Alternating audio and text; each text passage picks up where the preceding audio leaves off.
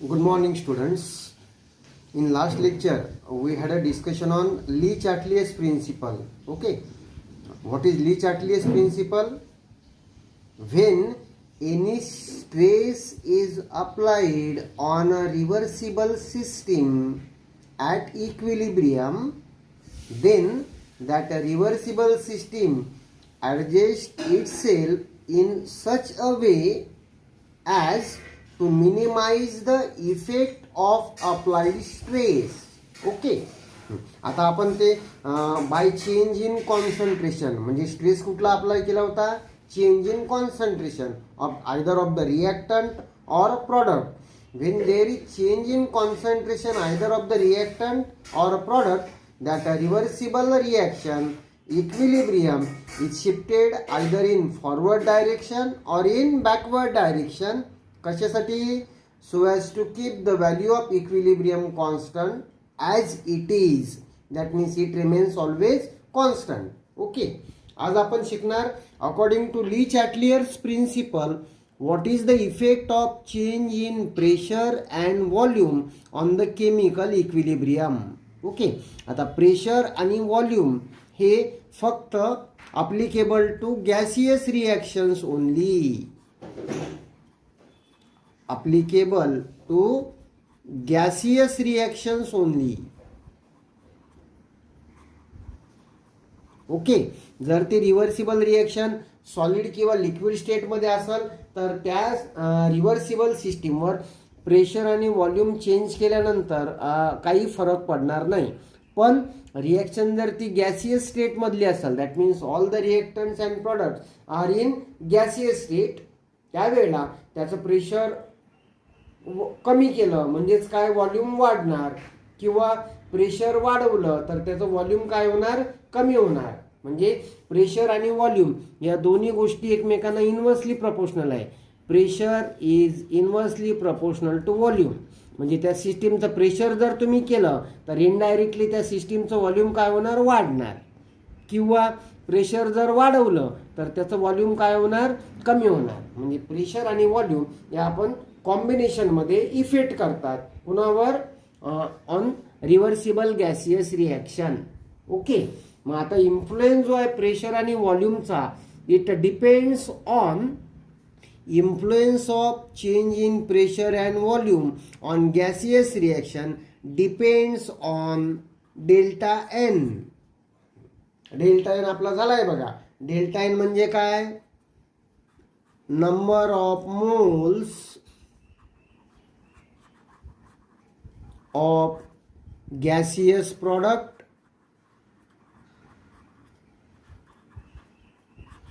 Minus number of moles of gaseous reactant.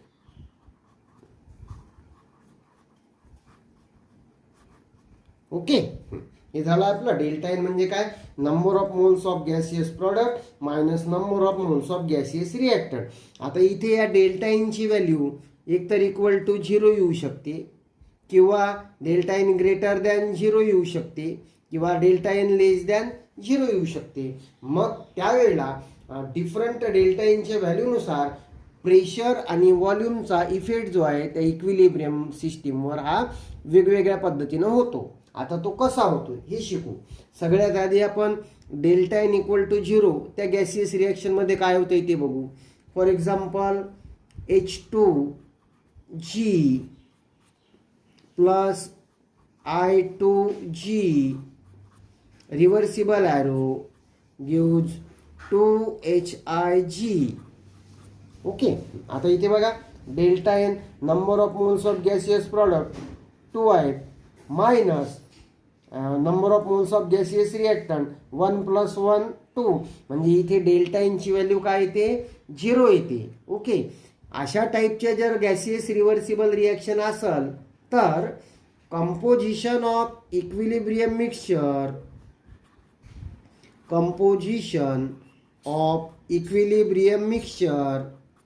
is not affected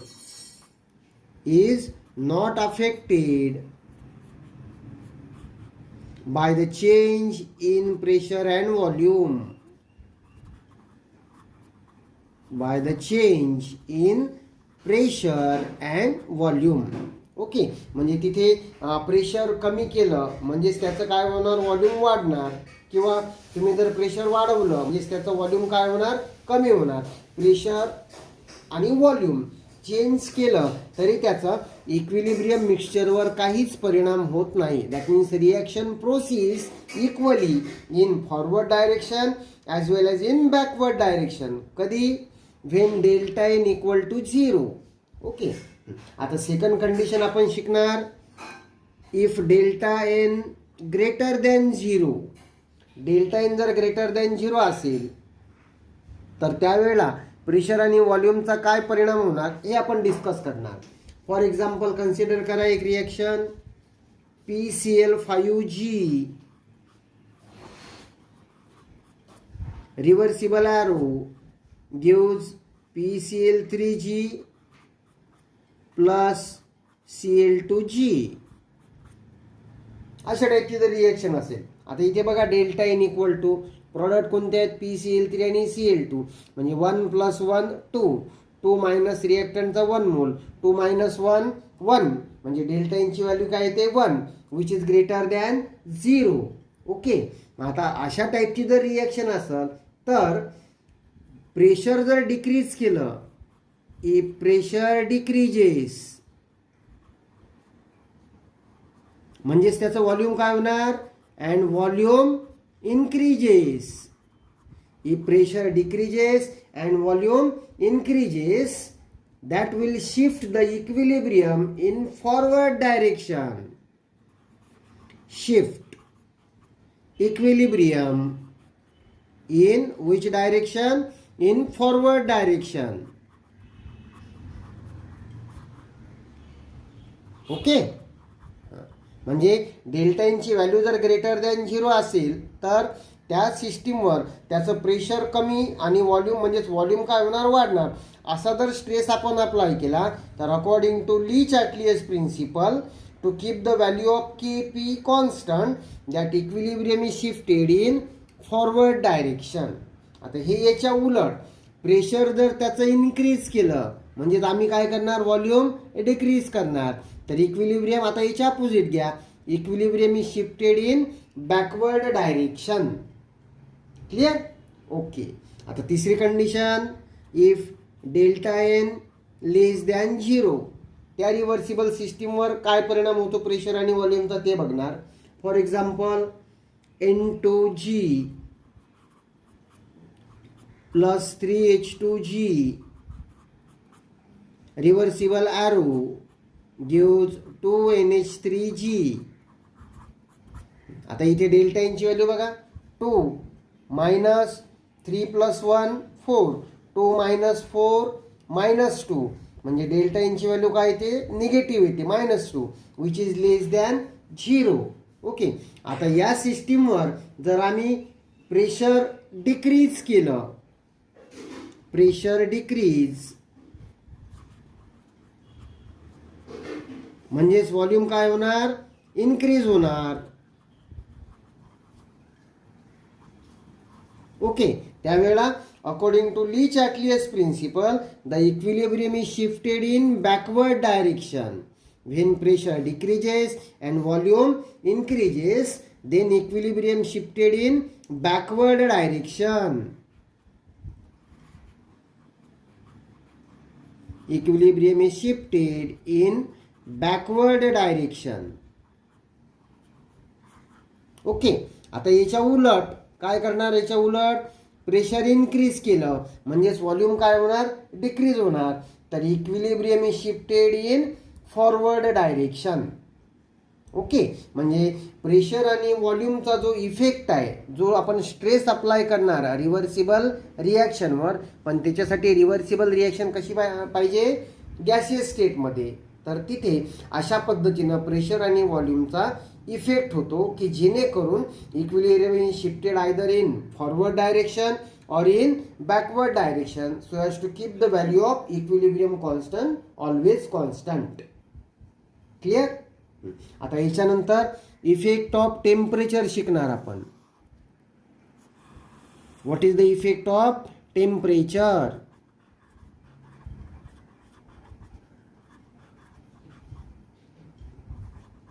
on the reversible system. Okay, according to temperature, there are some chemical reactions in which heat is released, and there are some chemical reactions in which heat is absorbed. Okay, the reaction in which heat is released are called as exothermic reaction. Exothermic reaction. And the reaction in which heat is absorbed are called as endothermic reaction. Endothermic reaction. Okay. Exothermic and endothermic reaction. आता reactions exothermic आणि endothermic वर टेम्परेचरचा effect एकदम opposite पद्धतीनं होतो. कसं ते आपण एक्झाम्पलच्या सहाय्याने आपण डिस्कस करू. आता आधी आपण घेणार एक्झोथर्मिक रिएक्शनचे example. PCl5G reversible arrow gives PCl3G plus Cl2G plus 95.5 kJ. ही काय एवढी हीट त्या एका मॉलिक्युलच्या रिएक्शन मधनं बाहेर पडते. बघा इकडे प्लस लिहिलंय म्हणजे reaction PCl5 gives PCl3 plus Cl2 plus this much amount of heat is released. म्हणजे ही जी रिएक्शन आहे ही फॉरवर्ड डायरेक्शननी एक्झोथर्मिक रिएक्शन आहे आणि बॅकवर्ड डायरेक्शननी एंडोथर्मिक रिएक्शन आहे. हे लक्षात घ्या. ठीक आहे. आता या एक्झोथर्मिक रिएक्शनचं आपण जर टेम्परेचर वाढवलं by increasing the temperature, by increasing temperature, heat is added. Heat is added to reversible system. By increasing the temperature, heat is added to reversible system at equilibrium. Okay. Now, according to Le-Chatelier's principle, the equilibrium is shifted. According to Le-Chatelier's principle,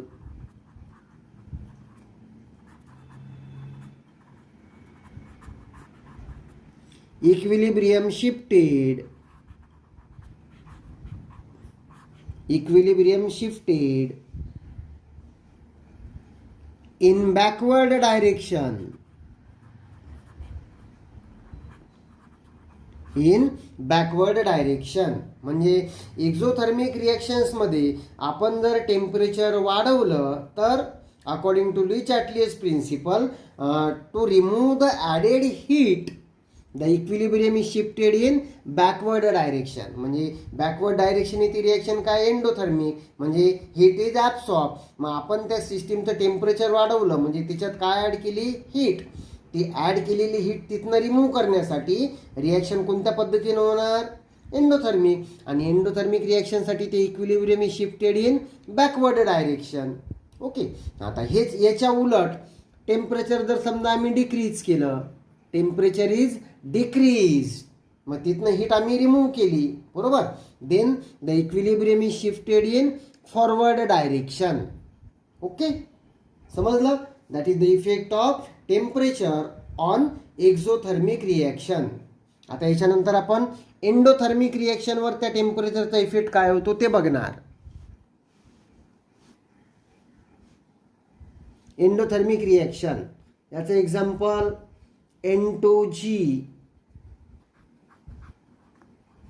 N2G plus O2G gives twice NOG minus 79.9 kJ. Okay. इथे minus sign काय indicate करतं during this reaction the heat energy is absorb.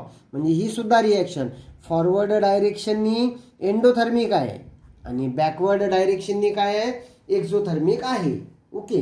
आता याचं temperature जर वाढवलं by increasing the temperature by increasing temperature. Okay, आता by increasing the temperature म्हणजे आम्ही त्या सिस्टीम मध्ये हीट काय केली आहे, ऍड केली आहे. तर according to Le Chatelier principle equilibrium will shifted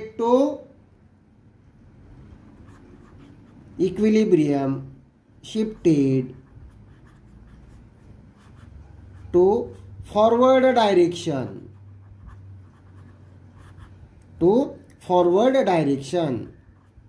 आता फॉरवर्ड डायरेक्शननी का, फॉरवर्ड डायरेक्शन ही रिॲक्शन एंडोथर्मिक आहे आणि आम्ही कोणता स्ट्रेस अप्लाय केला, तो बाय इन्क्रीजिंग द टेम्परेचर. मग ती ऍड केलेली हीट तिथनं रिमूव्ह करण्यासाठी ती रिॲक्शन कशी होणार, एंडोथर्मिक. मग जेवढी हीट आम्ही ऍड करणार तेवढीच हीट काय होणार, ॲब्सॉर्ब होणार. म्हणजेच equilibrium is shifted in backward direction.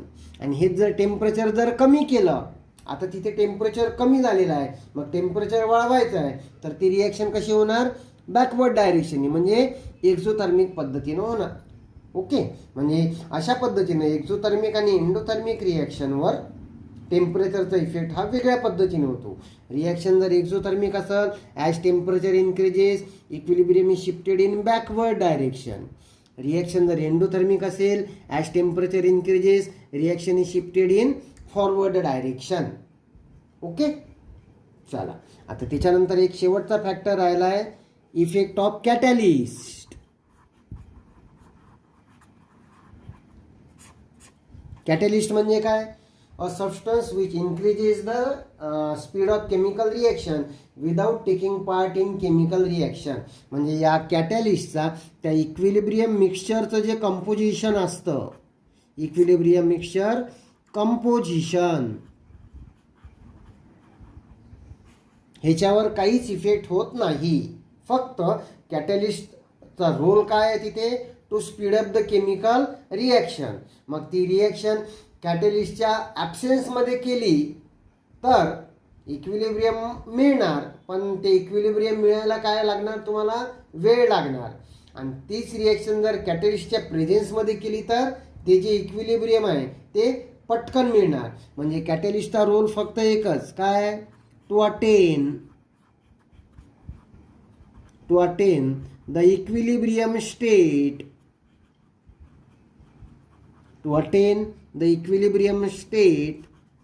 Faster.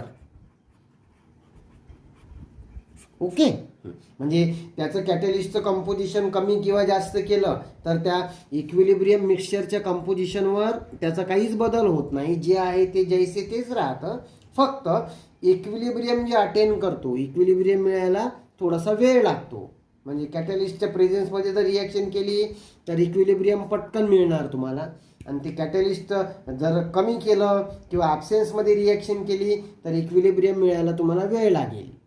Okay, that's all about the effect of. सगळ्यात आधी आपण शिकलो प्रेशर आणि व्हॉल्यूम, त्याच्यानंतर टेम्परेचर आणि त्याच्यानंतर catalyst on the reversible system according to Le Chatelier principal.